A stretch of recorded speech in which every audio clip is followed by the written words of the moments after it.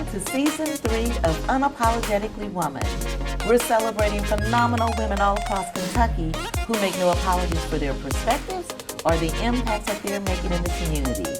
Today we're celebrating Adalhi Aranda. Adalhi is a mom, an artist, and director and founder of Bluegrass Youth Ballet. Unapologetically Woman, Adalhi Aranda, that's you. Welcome. Thank you so much for having me. Well, I'm glad to be able to learn more about you today. So, your story starts in Mexico.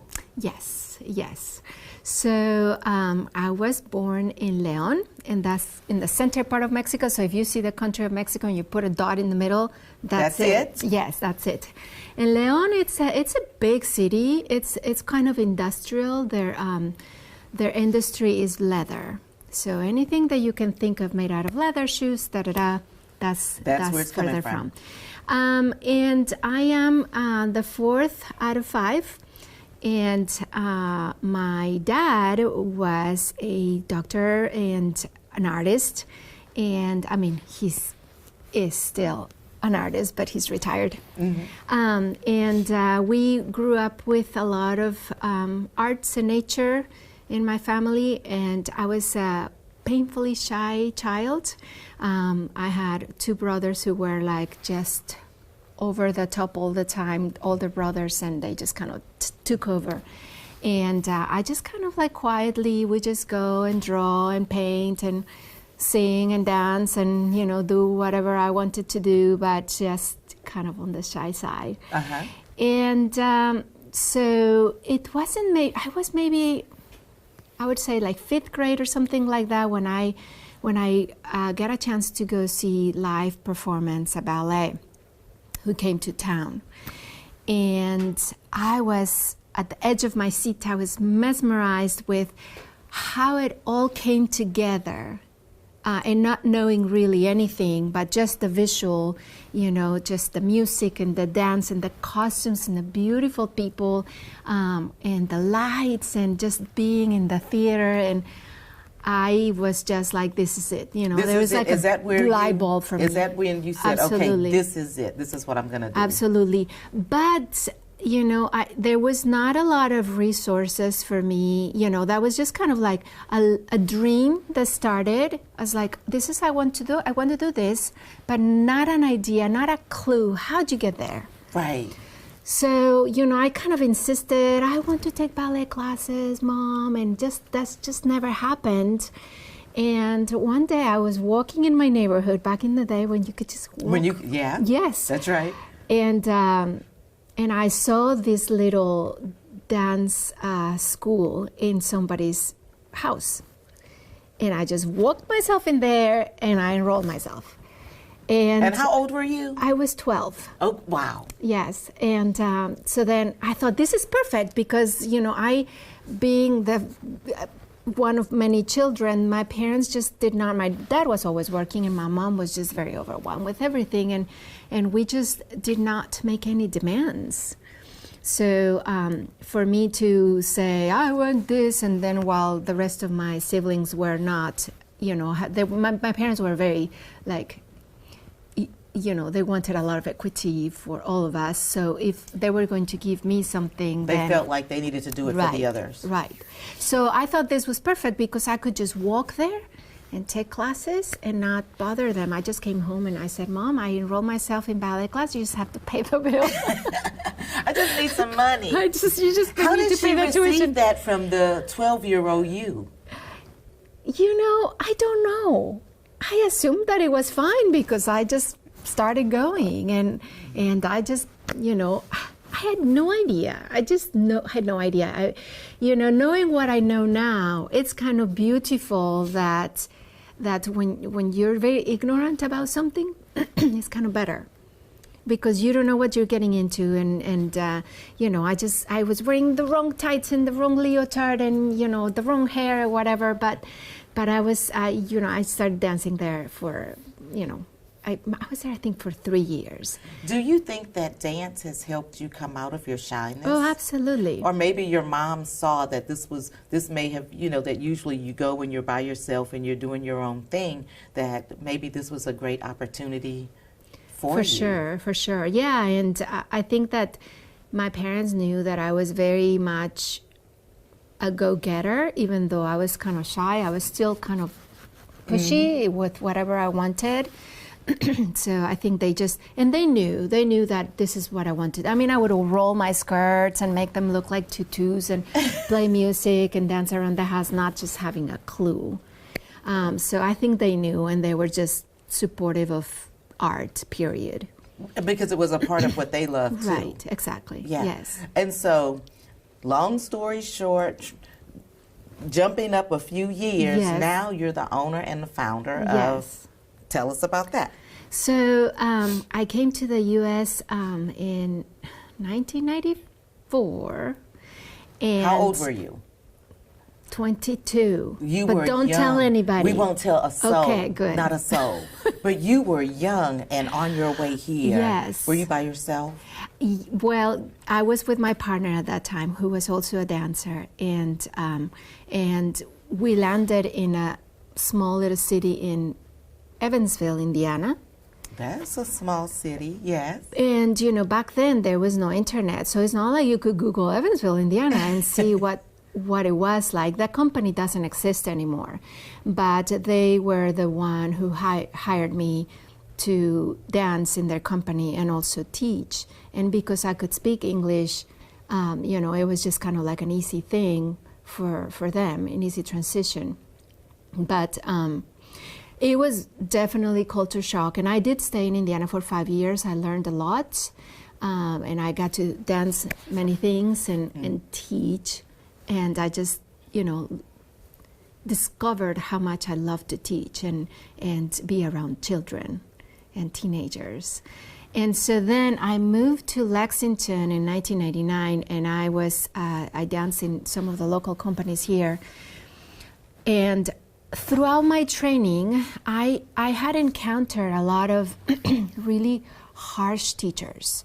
And, the dance world, the ballet world is very, very hard. It's not only hard on your body, but emotionally it's just very difficult. And they're trying to make you fit in a specific box, and you're squeezing yourself however you can to fit that mold, because when you want to be a dancer, you have to have this and this and this and this, and you should be this and this, and sometimes you have to mold yourself that way. And the teachers and the training that I had was almost like, instead of like empowering you to try to be your best, or how you could mold yourself to be this dancer that you could be, they would discourage you and make you feel always just terrible. And I always wonder, why does it have to be this way? And being the delicate soft child that I was, it was hard. It was really hard. And so when I got to the point that I was done performing, I knew I wanted to be a mom. And I don't know why, again, is one of those things that is good that I didn't know, but I had my daughter in 2003, and at the same time, I was writing a business plan for creating my school. And I had a very specific vision about, and a dream of what I wanted Bluegrass Youth Ballet to be. I wanted a place that would be very culturally inclusive. I wanted to make sure that it wasn't just the elite that could take ballet. I wanted to create work that was more, just real, more cultural. So, when you think about ballet and you think about tutus and Sleeping Beauty, and those stories are awesome, they're fairy tales, and that's great. But I wanted to create stories that are like real stories and real things, And I do create a lot of fairy tales as well. But I had this like just urge to do something just more, more creative. Right. And at the same time, make it educational. So when we opened BYB's doors, we started with, I think, like 45 students. And I had a 6-month-old. Yeah. Yeah, that was a lot. A lot. That's a lot. Yeah. But it was just, such a a time for growth and discoveries and exploration, both as a mom and as a director, creator of this place. And I love how both things kind of evolved together. My daughter ended up being a professional dancer. Mm-hmm. I was gonna ask. Yes, she dances in New Jersey right now, and just like these two lives kind of bonded themselves, and at the same time, my students kind of, became my children as well. Mm-hmm. It has been just a really beautiful journey. And what I discovered is that flipping the coin from like the way that I was trained with harshness and squishing you and stuff, but I wanted to do it the other way. I wanted to have no fear and to make sure that the students can just be themselves within the parameters of classical ballet, which is already kind of strict. Mm-hmm. But I wanted them to just be. But you felt and because you experienced it and you just knew that there had to be a different way Correct. to teach this without, squashing the self-esteem, it sounds like. Of course, yes, because who can learn when you're full of fear? And that's not a way to live your childhood and to learn anything, Mm-hmm. So the result is that 20 years later of BYB, we have moved to, this is our studio number 3, and we have over 300 students. My school is a nonprofit, and it is the most beautiful thing that has happened to me. It's just so wonderful. You Besides light being a mom, up of so course. much when you talk about it. So it's just apparent that it brings you so much joy. It's almost like this, and I'm just realizing this now as I'm speaking to you. It's like I'm the parent of BYB, Mm-hmm. and this is my other child. I have a son as well, so this is like my third child, and they all need equal attention. I spend so many hours at BYB, and the energy that is in there, that keeps me going. It's my life, Mm-hmm. My children are growing, they're discovering their own life, and they're, like my daughter, she is kind of on her own now. But BYB is my child that is just still wants to be held by the hand. Mm-hmm. And it's just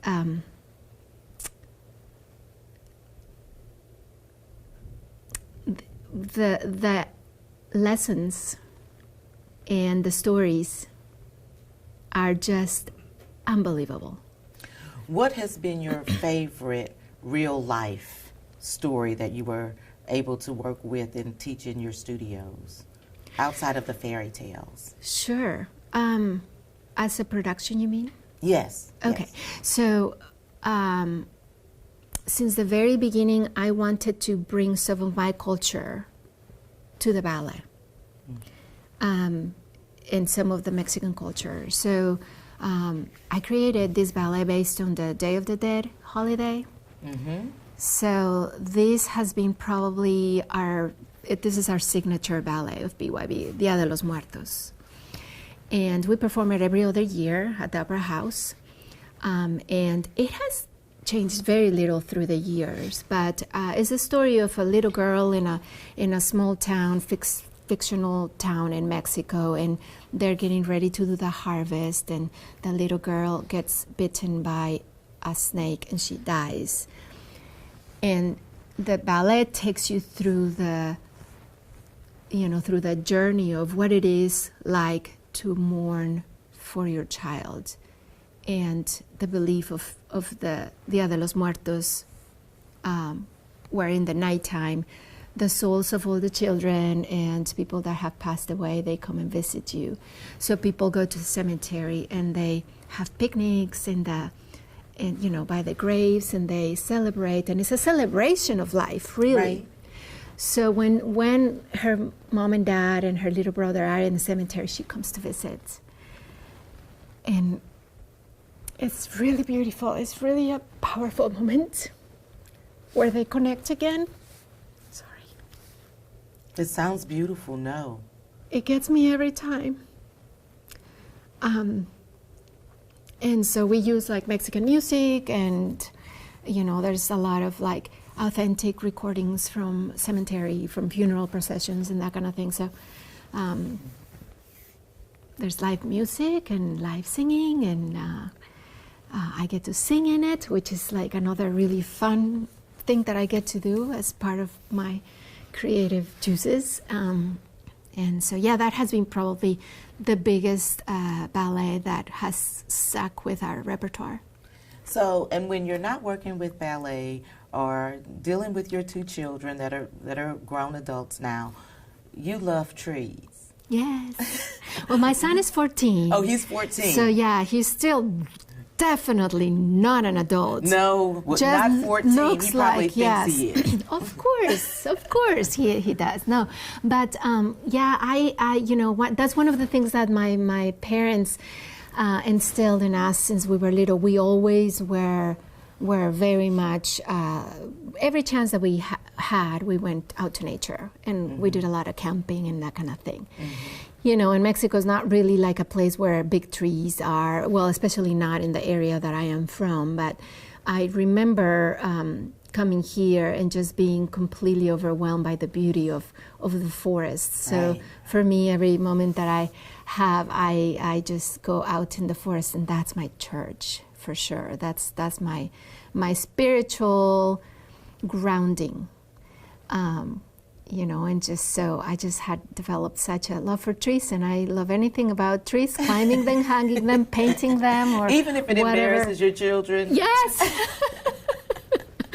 I was visiting my daughter in New York, and we were in Central Park, and, we were visiting, and my son was like, I am so glad that nobody knows us here, Mom, because, she's like, you gotta hug all those trees. And I'm like, listen, these are like grandpas, and they have a special aura, and just hugging them to me just feels like you just get a little bit of that wisdom or that energy from them, and I just love it. But yeah, it's embarrassing. I'm like to climb them. I'm like this old woman climbing trees, but I don't care. I know we embarrass our kids a lot. It's a awesome. lot. It's wonderful. I could sit here with you all day, but let me ask you, for all of the young women and young girls that might be watching and are inspired by you, and maybe want to do something about like what you're doing, what kind of advice would you give to them?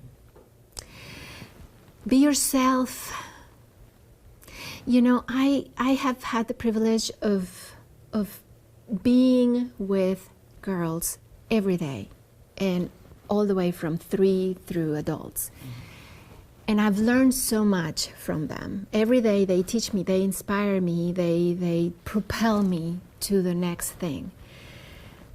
And I love it when I can see that they are not, that they take aside their fear and they can be themselves.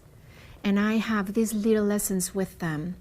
And I think that sometimes life just piles us with all kinds of scrutiny and fears, and even from well-intentioned parents or relatives or teachers, and they tell us, don't do this, you're too much of this, and you're not, and all these things keep building and building and building inside of us.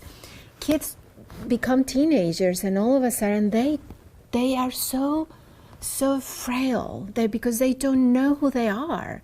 They've been told all these things, they have all these layers, and I love it when we can peel these little things one at a time, and have a moment of like, I'm gonna dance, I'm going to write, I'm going to do whatever feels like me and fulfills my soul, to be that person, that child that is like covered by layers, and not being afraid of like what other people are gonna say or how I'm going to be pictured. And I love when kids have that beauty in them, that they're not worried to be authentic. Right. And not apologize for who they are, or for their dancing, or for their height, or for their size, or for their color, and they can just walk and just take over. It's so beautiful, and we need a lot more than that. And I wish that I had the formula to be, now that I'm a old woman. Oh, I'm not letting you claim that. No. To be like, child, no, don't do that. Don't worry about it. It's just, it's so beautiful when they are themselves and they're not trying to copy someone else. Wow. Thank you so much for joining us. Thank you. Thank you so much.